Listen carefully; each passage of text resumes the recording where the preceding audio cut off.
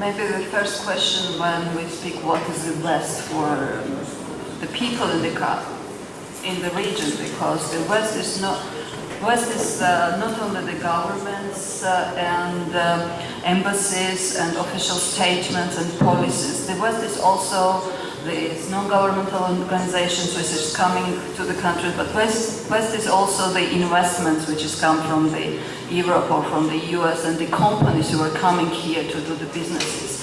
And here we often see that rhetorics and these good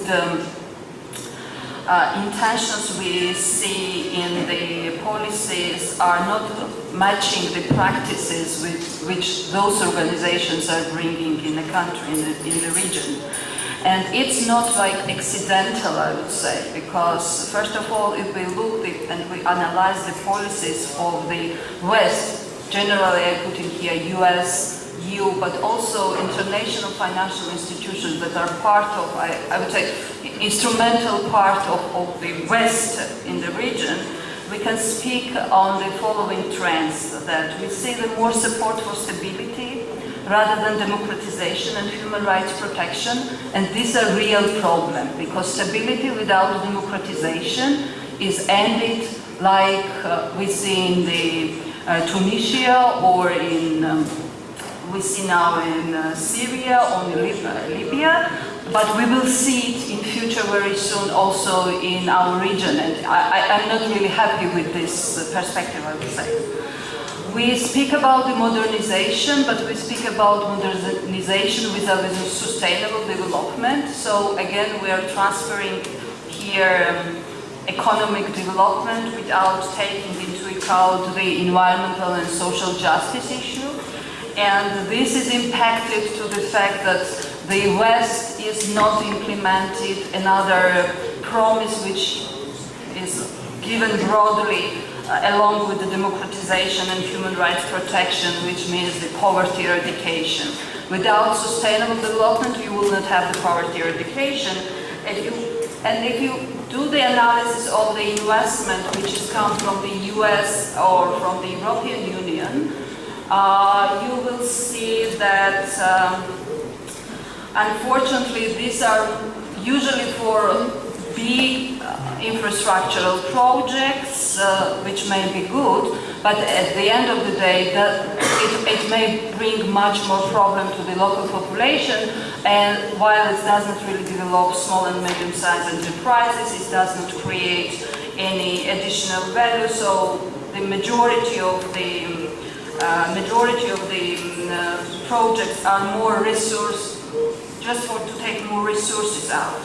And this is not also accidental, because for the US, except of number of the things, the South Caucasus was like a gateway for Caspian resources for the world energy security, while for European Union for last 3-4 years, this definition of the energy security goes now already beyond of the Caspian oil resources, and it's now even more based on the issues like also transmission lines, electricity, which theoretically you can bring also from the Central Asia to the European Union. So it's also some kind of the gateway. And we see the projects, and one also very interesting trend here, which we not need to forget, all these projects are not the commercial projects. All these projects has been guaranteed by the US or the EU member states, because it's funded either from the World Bank, EBRD, European Investment Bank. So this is guaranteed by the European budget or by US budget at the end of the day. So companies who are coming here, if the projects are commercially not viable, not really taking any risk.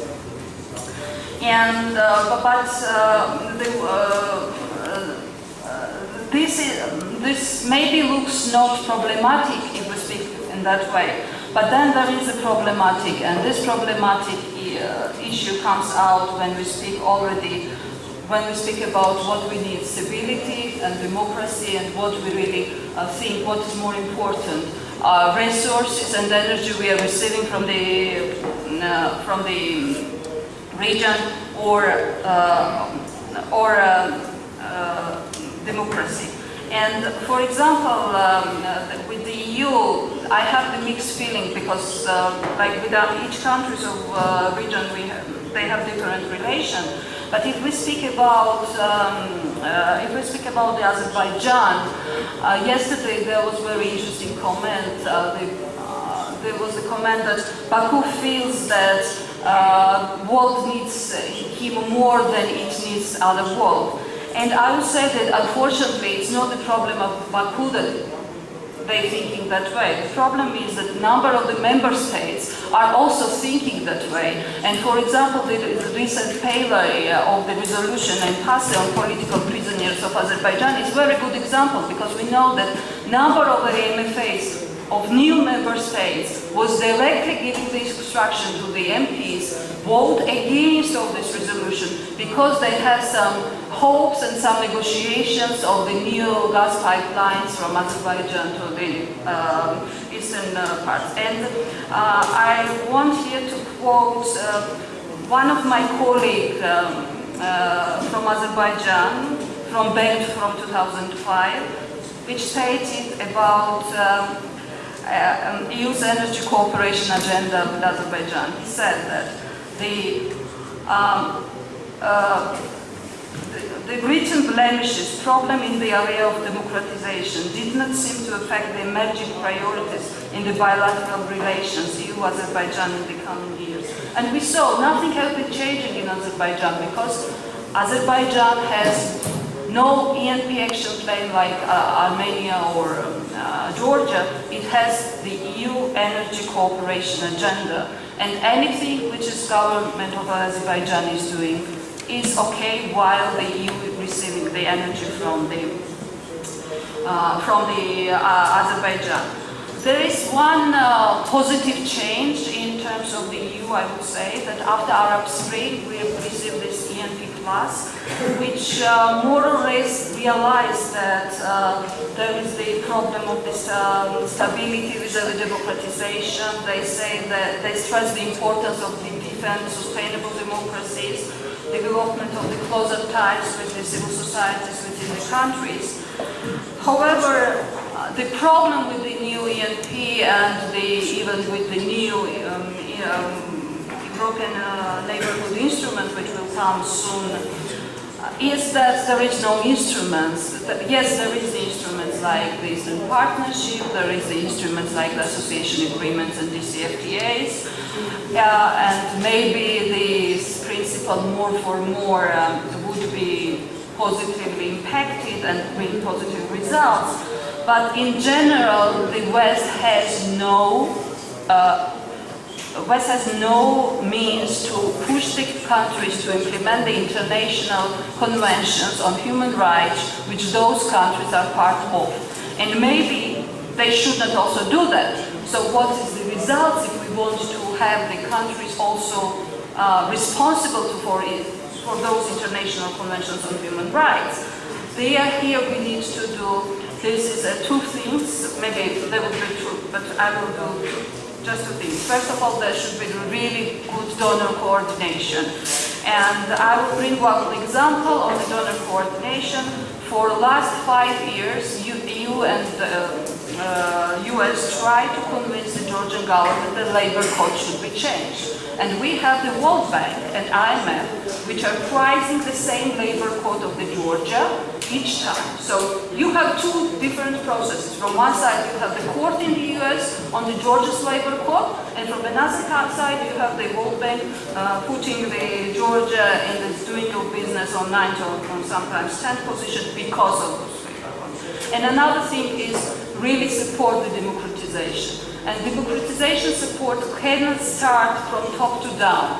You know, we can bring lots of the NGOs from US or from Brussels, and we can come with lots of the bright and practical ideas, but they would not work if we would not do few things. And the first thing is the education and civic education.